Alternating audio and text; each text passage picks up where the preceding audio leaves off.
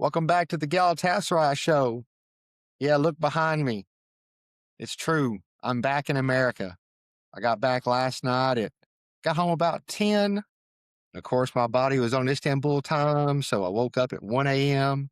and 3 a.m. and 5:15, and I finally said, "I give up. I'm getting up." Because my body said Well, it's afternoon and it's Saturday, bro. Let's go to a game. welcome back. Thanks. So, after a great time in Istanbul, we're going to talk about the transfer window. And I don't want to say I told you so. And I'm not saying I liked it. What did I say was going to happen, Sarah Khan? What did I say? I don't remember. Can you remind me? Oh, everybody was like, transfer in their day. Yonet man istifa. Yonet man istifa. And I calmly said, the transfer window will close on Monday night all through Europe. Once that window closes, that's when Galatasaray's window will open. And that's when it opened. Now, they got Lang before and they got Asprilla before, but then that window opened and we did all of our moves. And then after, at the end of the video, this Istanbul Sport press video, remember I said that Okan didn't come out and walk. He went to a meeting. So that probably meant that more transfers were coming. And then who came? Such a boy. Such a boy came. So I'm going to disagree with that, but keep talking. One will come. So we got our transfers. Armando finally came. The back and forth came. He left. He came back again. So we finally got him, and we got this. It's kind of a mystery to me. Ngata. How do you say it? Is it Ngata? I have no idea. I think it's. We got to work on that. Yeah. Well, we haven't heard. Yeah. Well, he's on the squad list for the game on Sunday. So if he comes in, we'll hear the announcer say it. But to me, he's the mystery man because he's only played 2 years of professional football. And he's like super young. Was he like 19, 18, 19? He was 18. Yeah. So he's got 2 years of experience in Portugal. And that's it. We paid a decent amount to get him. And he's on the Champions League squad. Asprilla is not on the Champions League squad. And Garta is. So that tells me they must believe in him because we've seen Asprilla play. I haven't heard your opinion on him. I like him. I like how twitchy he is, how fast he can move his feet and change direction. What's your opinion on him so far? I mean, looks like a promising guy. We just don't know what he is going to bring to the table. I haven't seen him playing, so it's hard to talk about him because, again, he's only 18, and so we don't know if he plays like Fernando Reges or NDI. But I believe that we bought the right player. He is only 18. He has a great future. Trabzonspor wanted him, but we transferred him on a good transfer fee. So we only spent like 6.5 or 7 million euros, which is very reasonable in today's market. So we'll see what he's going to bring to the table, but I think he has a great future. I agree. What's exciting about him is he has so much upside. So I know it was a cup game, but it was great.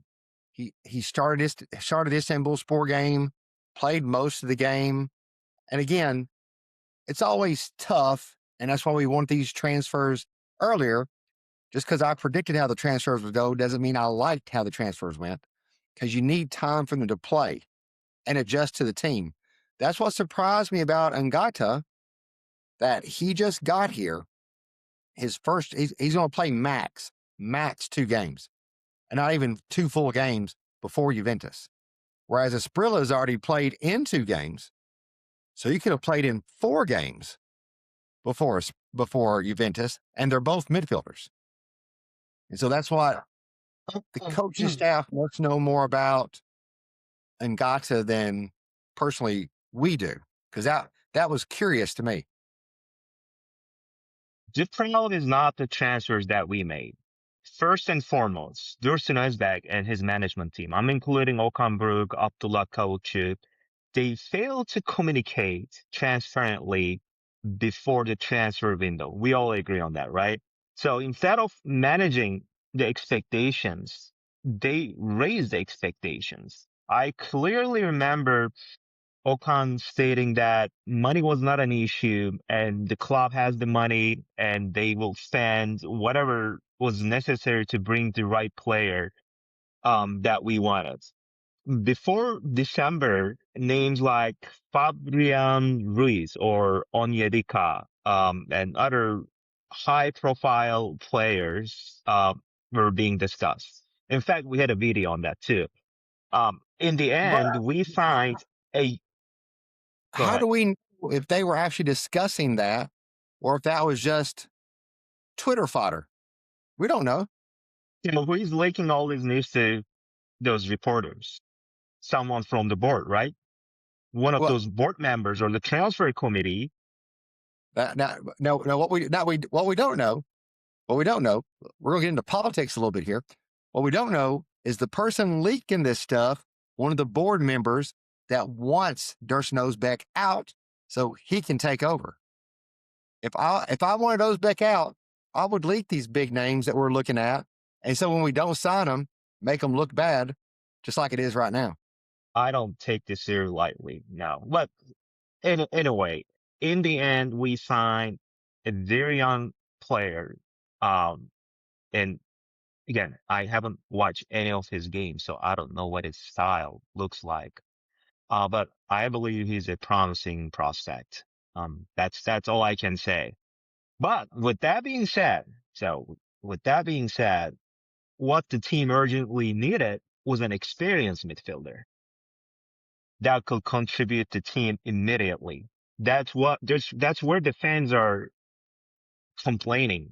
That's what we're complaining about. We needed an experienced, proven midfielder that's ready to make an instant impact. So personally, it doesn't bother me. I'll look at the team and I say, okay, we don't have an unlimited bucket of money. I don't care what Okan says. And again, Okan can only say what they let him say. I was at the Fadi Karagumit game. I saw when the game was over and the cameras cut off, the fans called Okan over, gave him a round of applause, gave him scarves, showed their love to him, showing that we know it's not you. It's the president. So I don't believe Okan. Okan only says what they say he can say. I don't think there was ever an unlimited amount of money because of the Turkish economy. And we've already spent, how much we spent on Osimhen, Sane, Urcan? Just go down the list, right? We overpaid on Urcan. So we paid a lot of money there. So the team, I think a lot of people were talking about this transfer window like the team was broken, like a terrible team or something. No. We've got Osimhen. Icardi's playing better and better. Sara is playing better and better. Singo's finally back. Urcan's playing great. All these people were hurt, right? They were all hurt. That's why we dropped points against St. Gilloise. That's why we dropped points against Monaco. So, like we've said, getting Singo back is like getting a transfer. The way Sara is starting to play, it's almost like getting another midfielder because that the Sara we have now is not the Sara from 3 months ago. And so you didn't need somebody that could come in and contribute right away in the midfield. We already have those people. They start. You need backups. And again, a young backup isn't going to complain, I'm not getting playing time. A young backup, much like The Rock said back in the day, they're going to know their role and shut their mouths.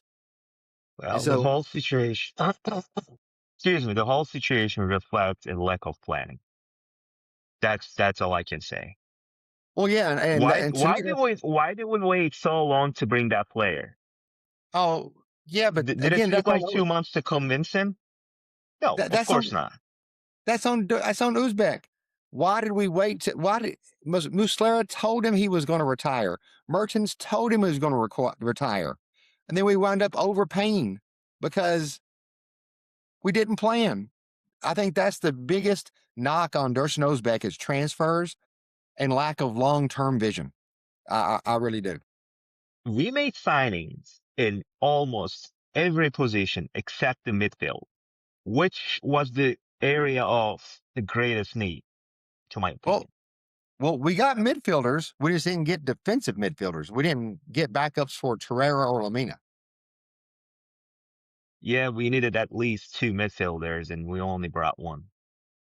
And So so, who's gonna play number 6, number 8? Now you're gonna say Shalai, but well, no, we technically got two midfielders because Ngata's a midfielder and Asprilla, he's played as a wing. he's a winger, And not a midfielder. no, he's played at number 10. He's played at 10. No, what I mean by the midfielder is either number 6 or number 8. Okay. Well, no, he's not He's that. an attacking midfielder. Right. Australia is an attacking midfielder, but what we needed is a number 6. You didn't say what kind of defensive. You didn't say what kind of midfielder you wanted. Well, let's talk about Shalai. Oh, we did bring Sacha Bowie, and Singo looks like he's healthy. I will tell you a quick story. Fingers Went to the crossed. Galatasaray store on like a Friday night, and they had a Singo jersey hanging up. And so a friend of mine was with me. We walked over to the employee. Go, Singo Kim, eh? Singo Kim, Singo big Galatasaray you. You need transfer me. You need get me. Singo Kim. Oh So God, it was what? so cool. They finally got a guy. It was a girl. A guy came over and listened, and he got the joke. So we finally let her on to it. So Oh God, it was so what is funny. the, maybe you know better than I do. What is the story behind Singo cannot play right back? Is that more than a speculation, or what is going on? That's what everybody's saying. That's what everybody's talking about. Is that they think he can't run. He needs to be like in a central defensive position. But I mean, Drusen Ezbek was partially right. He argued with Okan and said, why don't we spend 30 million on a right back who actually cannot play a right back starting from this year? So he won't be able to play as a right back. He'll play as a defender or a number 6, which well, makes no sense. but this is all new. It's something on Instagram. It showed how many matches he missed at Monaco over like 4 years, and how many matches he's missed in 1 year with us, and it's more. So he wasn't an injured player till he got here. He just got it. It's bad luck. Coach's shots, bad luck. But he looks healthy. He was running fine against Istanbulspor in his brief appearance that he had. I'm sure he'll play more on Sunday. But having two right backs leaves one of our best players, Shalai, out of position. And if you push up, you got Noah Lang over on the right wing, along with Eunice. And so he's out there too. So is he going to play 6? You tell me. I don't know. I think he can. I think he can. So people would see me with this jersey and go, why you love him so much? And I said, it's Fitch Bachakgibi. He's a Swiss Army knife. I said, if Okan came to him before the game, and this was funny because somebody made an AI version of this yesterday. I said, if they came and said, hey, Orjon's hurt, every keeper's hurt, can you play keeper? He'd say, where are my gloves? That's the kind of player he is. And so he's fast, he can defend, and he can pass. So I don't see why he couldn't play a 6. I think he's well suited as a number 10, not number 6 or 8. Yeah, we got That's 10. my opinion. Well, we got 10s. Who's our number 10? Yunus? And Asprilla? Asprilla, yeah. Eunice Asprilla. But Asprilla's not on the Champions League spot, and we're talking Champions League on this episode. But I'm pretty happy. Getting Bowie at the last minute really moved my happiness meter with the signing class up, because yeah, singles back, but I could quickly turn back into single Kim. And so having such a boy who can start, and so now we're 2 deep. If you look along the back line, if you go over to the left, we've got Aaron and we've got Jakobs. And speaking of that position, and I'm happy about this, they loaned Kazim John out at the 0 hour to Başakşehir here. And I fully support that. I think that shows how much the coaching staff believes in the player. Okan said as much. He's too good to be sitting. And so I like the fact he's going to get more experience. Başakşehir here is a good they're a club, and they're competitive this year. And so that's going to give him a good time to play in competitive, meaningful games late in the season. That's my opinion. Well, again, we made signings in almost every position, so I'm happy about it. So we got a good backup right now. The only complaint that I have is the lack of midfielders in the team. That's all I gotta say. To me, what I'm happy about, looking at the Champions League squads, like back in the fall, it was full of like 18-year-olds and like 17-year-olds, right? The only one I'm looking at it right now, the only young player you have that a average fan might not know is a Batahan Shin. That's it. Yep.